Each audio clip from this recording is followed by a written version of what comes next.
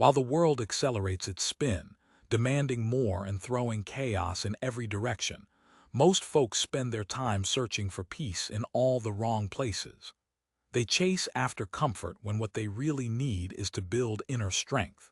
Instead of facing pain head-on, they try to avoid it altogether, not realizing that true growth comes through struggle. They run from storms instead of learning how to stand firm deep in their midst. A long time ago, Marcus Jefferson, who was considered the mightiest ruler of his era, once penned, "You have command over your mind, not over external events. Understand this, and you'll discover true strength." Now, he didn't write these words from a place of luxury or ease, was leading an empire, fighting off enemies, battling plagues, and dealing with personal loss on a regular basis. Despite all that turmoil, he found something unbreakable inside himself. That's exactly what I want you to find too. In this video, I'll share 8 real, proven practice, no fluff, no quick tricks, just deep, ancient principles that stand the test of time to help you stop falling apart under pressure and start using that pressure as fuel for your growth. These ideas aren't just theoretical, they have helped countless people not only endure stress but thrive because of it. Right now, as you read these words, carrying whatever burden you're facing, you already possess what it takes to become unstoppable. You don't need perfect circumstances, and you don't have to wait for the storm to blow over. The storm itself is part of the journey. The struggle is the forge, the pain is the teacher, and that challenge is shaping who you're becoming. Let's get real. Knowledge alone, without action, is just entertainment. I need you to do more than just listen. Like this video if you're serious about transforming your life. Drop a comment and tell me what stress you're currently battling. Your honesty might just help someone else. Share this with someone who needs to hear it. Make sure to subscribe and stay with me here. Every part of this message matters. So, take a deep breath. We're about to forge something unbreakable. Drop in the comments, "I refuse to break," or "I am becoming unbreakable." First practice. Don't dominate your darkness. Most folks spend their lives trying to cope with stress, anxiety, and pain, coming up with routines, distractions, or ways to escape. But here's the truth: coping is just survival. Dominating, on the other hand, is about transformation. Seneca, who faced exile, betrayal, and the constant threat of death, once wrote, "Adversity strengthens the mind just like labor strengthens the body." He wasn't preaching comfort. He was showing power. He understood that adversity isn't something to simply manage, it's something to master. When stress hits your life, it inevitably will. Your natural reaction might be to shrink away from it, numb it, or wish it would disappear. But that instinct makes you weaker. The truth is, your darkness isn't your enemy, it's your forge. Think back to a time when life pushed you to your limit. Maybe it was a crushing deadline, a broken relationship, or some moment where you felt you were standing on the edge. Yet somehow you made it through. In that fire you discovered something, strength you didn't know you had, clarity, focus, power. That's not luck, that's you under pressure transforming into something more resilient. Dominating your darkness doesn't mean ignoring your pain. It means using it. Instead of asking, "Why is this happening to me?" shift your thinking to, "What is this trying to teach me?" Here's a simple way to start. When overwhelm hits your chest, racing thoughts, fear, racing pause. Take 3 deep breaths and ask yourself, what's the lesson here? Maybe there's a truth you've been avoiding, or perhaps it's time to change your approach. Whatever it is, see it as information, not punishment. The Stoics practiced memento mori, remembering death not to be morbid but to awaken themselves. When you realize your time is limited, each hardship becomes a test of your character. Every storm becomes a stage for growth. So, stop settling for just surviving. Command the storm, stand in the darkness, and let it sharpen you into something unbreakable. Drop in the comments, "I dominate my darkness," or "I turn every challenge into strength." Next, control your first thought. Kill that weak inner voice.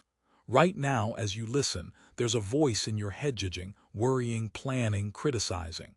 And most people believe that voice is them.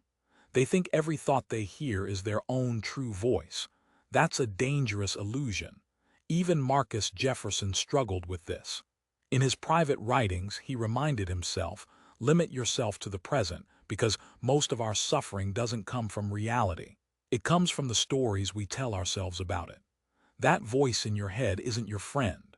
It evolved to detect threats and keep you safe. But in today's world where growth rather than mere survival is what defines us, that voice can become your prison. It sounds like, I can't handle this, this is too hard, what if I fail? Or everyone else is doing better than me. That's not truth, that's programming. It's weakness hiding behind a mask.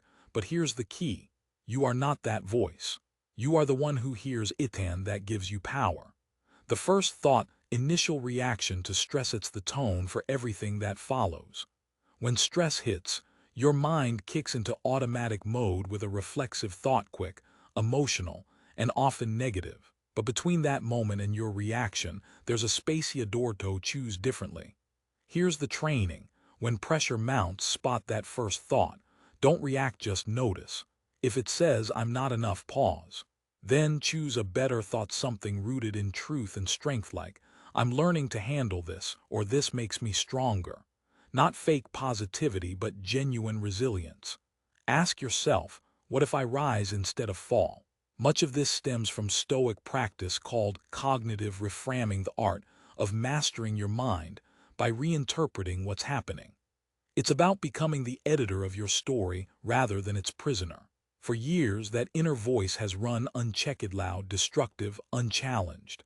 Now's the time to fire it and replace it with someone stronger. Drop in the comments, I control my thoughts and choose strength. Third, use solitude as a weapon, not a prison. When life gets overwhelming, your first instinct might be to reach out, vent, seek reassurance, hear someone say it'll be okay. Connection's human, and yes, it's necessary. But relying on others to manage your emotions can be dangerous. Seneca said, true happiness is enjoying the present without anxiously depending on the future. He found this truth in solitude, where he didn't just survive, but thrived. In solitude, he became one of history's deepest thinkers because he faced himself without distraction. Most people fear isolation because it strips away buffers, distractions, and excuses. There's no one to blame, no crowd to hide behind. That's scary but also powerful. That's where legends are forged. Think about the great ones. Artists alone with their thoughts, athletes grinding while the world sleeps, entrepreneurs working quietly behind the scenes, students grinding when others are partying. Isolation isn't absence, it's self-reliance in its purest form. Now the key difference, intention. If you're forced into isolation, say, quarantine, that's a prison. But if you choose it, it becomes a weapon, clarity, strength, resilience. Start small, dedicate 1 hour a day to voluntary silence. No phone, no music, no distractions, just you and your thoughts. At first, your mind will scream to escape, but that discomfort is the fire shaping you. When you focus on that internal chaos, you'll discover a version of yourself who doesn't need constant validation or noisy, a person who stands tall alone, confident in their own company. Use this solitude to audit your life. What's working? What's not? What truths are you avoiding? What dreams are waiting on you to fight for them? The strongest aren't those who avoid being alone, they are those who embrace it and grow from it. Number 4, train under pressure. Never wait for calm to make progress. Most people treat pressure as an enemy, wait for the storm to pass before they try to grow. They put off building good habits until they have more time, believing, I'll become strong when I don't need to be strong. That mindset keeps weakness alive. Epictetus, once a slave, knew better. He could have waited for freedom and better circumstances, but instead, he saw every hardship as a chance to train his mind. He said, don't explain your philosophy of it. When freedom finally arrived, he was already unbreakable because he had used the chains he wore as training grounds. Pressure isn't the opposite of growth, it's the forge. Just like muscles grow stronger through resistance, your character develops through struggle. Stress you resist is the raw material your spirit needs. Here's what practicing under pressure looks like. When work gets overwhelming, practice staying calm. When finances tighten, practice gratitude. When critics criticize, practice detachment. When exhaustion hits, practice discipline. Don't fall into the trap of abandoning habits when stressed. Instead, lean into them. Champions don't perform despite pressure, they perform because of it. See every moment of stress as a gym session for your soul. Even traffic jams, annoying coworkers, money troubles, health setbacks, they are all training. The beauty. When stress becomes your practice, it's not just preparing you for future battles, it makes today's battles easier to face. So, turn stress into your trainer. Stop seeing it as torture, see it as your teacher. Your nervous system calms. You stop being a victim of circumstances and start becoming a student of life. Your rule: never waste a crisis, never waste pressure, never waste suffering. Use every trial as an opportunity to become the person you want to be. Don't wait for calm after the storm. People who thrive under pressure aren't lucky, they're trained. They turn setbacks into setups, pressure points into power sources. Stop waiting for perfect conditions. Build your unbreakable self. Toddy right knoweth what you have. Drop in the comments, I train under pressure and grow stronger. Number 5, make pain pay rent. Turn every hit into power. Pain, physical, emotional, mental, will visit your life whether you invite it or not. The real question isn't if you'll face setbacks, betrayals, failures, or losses. It's whether you'll let that pain just live rent-free in your mind or whether you'll make it pay by transforming it into something valuable. Marcus Jefferson said, "The obstacle in your path is actually the way forward." He didn't just endure pain, he alchemized it into wisdom that still guides us thousands of years later. Most people, though, let pain make them smaller. They carry hurt like a badge of honor, defining themselves by what happened instead of what they did with what happened. They wear injuries like armor that actually makes them more vulnerable. But there's a different path. The path of the unbreakable. When pain hits, acknowledge it, don't deny or minimize it. Feel it fully. Then ask yourself, how can I use this to grow stronger? Each betrayal teaches discernment. Every failure teaches resilience. Every loss reminds you of what truly matters. Here's how you make pain pay. First, feel it. Don't rush to move past it or suppress it. Sit with the discomfort. Let it teach you about your endurance. Most people fear pain, but when you stop running from it, you'll find your way stronger than you ever imagined. Second, decode the message. What is this experience trying to teach you? Maybe it's about your boundaries, repetitive patterns, or skills you need to develop. Pain always carries a lesson. Your job is to uncover it. Finally, third, use that lesson to help others. Your deepest pain can become your greatest contribution. If you've battled depression, you can help others find hope. If you survived betrayal, you can teach trust again. If you lost everything, you can demonstrate what truly matters. That's not toxic positivity, that's the honest transformation of pain into power.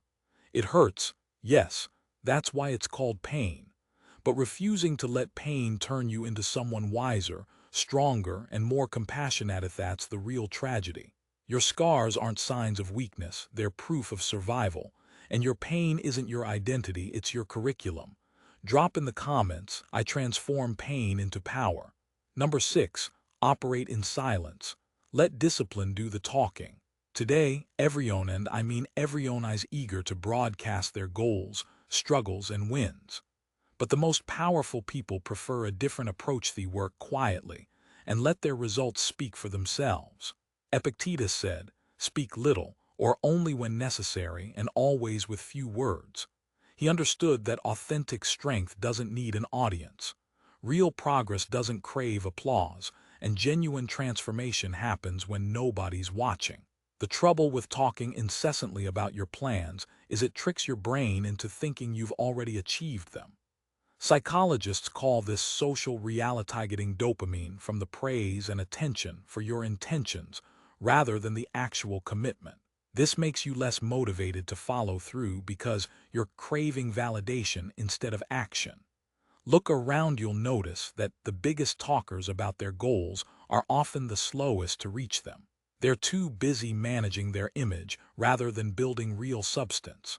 They talk about growth but don't truly experience it.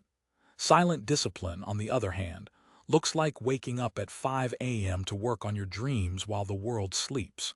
It's saying no to distractions because your priorities matter. It's choosing the hard path when no one's watching, no applause, no recognition. It's about creating something real while others chase social media fame. This isn't about being antisocial or secretive, it's about being intentional. Your daily habits, your inner work, your character development, they don't need an audience. When you keep your work private, you focus fully on the process. Without constantly explaining yourself, you save energy. Silence protects your dreams from negativity because some people don't want to see you succeed. They'll try to talk you out of it, minimize your progress, or plant doubt. Operating quietly makes you immune to their interference. Here's what it looks like. You train without sharing every workout. You grow your business without announcing every milestone. You refine your skills without broadcasting struggles. When you do speak, your results speak for themselves. Your discipline becomes your loudest voice. Your transformation becomes obvious through your actions, and that's far more powerful than words. Drop in the comments, "I let my actions speak louder than my words." Number 7. Become dangerous to your old self. The biggest threat isn't outside Forcesno, it's the version of you that used to settle, make excuses, and hide behind comfort. That old version still lives inside you, fighting every day to keep you the same. Seneca nailed this internal conflict when he wrote, "You act like a mortal in all your fears, yet like an immortal in all your desires." He wasn't just talking about fear or ambitions. He was calling out how we hesitate, delay, and believe we have forever to change. The truth is, your old self must die daily. If it doesn't, it will keep dragging you backward. That weaker version, with softer standards and louder excuses, can't survive in the same space as the new you, focused, elevated, relentless in pursuit of growth. You need to be so determined and committed that old patterns feel alien when they cross your path. This isn't about hating who you were. It's about realizing that survival isn't enough anymore. You're here to be unbreakable. That means consciously leaving behind every thought, excuse, or weakness that kept you small. Becoming dangerous to your past self means you can't spend hours mindlessly scrolling or wasting time. You can't make promises to yourself and then break them. Your word has to be gold. The old you said, "I'll start tomorrow," but the new, dangerous version starts now. The old said, "I don't have time."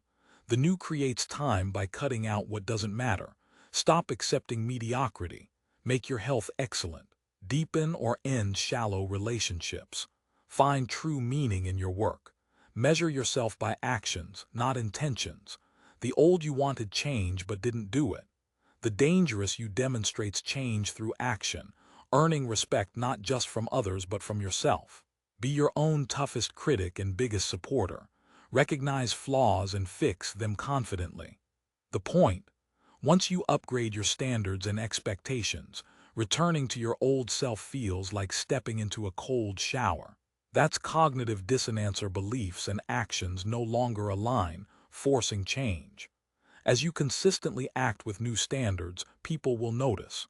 They'll say, "You've changed," and you'll know that's exactly right. The old you couldn't handle what you're building now. The new you is ready for anything. Don't bother trying to fix or improve your old self. Drop that idea. Fully commit to creating someone new. Finally, number 8. Anchor yourself to one unbreakable core. When everything else falls apart, and it will, what keeps you standing is your reason for fighting. Not chasing temporary goals, but a deep, unwavering purpose that fuels your resilience. Viktor Franklin, a Holocaust survivor and psychologist, uncovered this truth in the darkest of places. He said, "Those who have a why to live can bear almost any how." It wasn't strength alone that helped people survive terrible horrors. It was their unshakable reason for going on. Most people's motivation is shallow, aimed at appearances or fleeting benefits. When real challenges hike exhaustion, slow progress, nobody noticing the fold. Your true why is bigger than comfort or immediate pleasure. It's about who you're becoming for those who rely on you, the example you set, the legacy you're leaving behind. Maybe it's your children showing them perseverance and resilience. Maybe it's your parents honoring their sacrifices. Maybe it's the person you used to be who needed someone like your future self. Or maybe it's all the doubters who said you couldn't do it. Find your deepest reason, your unshakable why, and make it personal, specific, and powerful enough to bring tears to your eyes. When you focus on that, quitting becomes impossible. During exhaustion, think of your why for energy. When doubt creeps in, your why fuels your courage. When temptation to settle shows up, your why reminds you of your purpose. Write down your why. Keep it close. It should be so compelling that months from now, just reading it will stir your soul. This is the secret of the Stoics. Everything great is rooted in a profound reason. Your methods, motivation, circumstances may fail you, but your unwavering why, something deep within that touches your purpose, will carry you through any storm. Don't just want to be unbreakable. Need to be unbreakable because of reasons bigger than yourself. You've now got 8 powerful practices to transform a survivor into someone who thrives on stress and pressure. But here's the truth: you are not just supposed to know this, you're supposed to act on it. Reading and understanding aren't enough. It's what you do with this knowledge that counts. Marcus Jefferson once said, "Waste no more time debating what a good person should be one." The same applies to becoming unbreakable. Stop thinking, start doing. Your transformation doesn't start tomorrow or when conditions are perfect. It begins right now with whatever stress you're facing. That challenge isn't happening to you. It's happening for your classroom, a training ground, your moment to prove what you're truly made of. The person who started this message can be a different person when they finish if you choose to make that change. Start with one practice, master it, then add another. Build your unbreakable core one choice at a time, one challenge at a time, one small victory at a time. Like this video if these practices hit home for you. Share it with someone who needs to hear this message. Subscribe because your journey to being unbreakable is just beginning, and the world needs more people who refuse to fall apart under pressure, just like you. Now go prove what you're made of. Drop this final affirmation in the comments: I am unbreakable. My journey to strength starts now.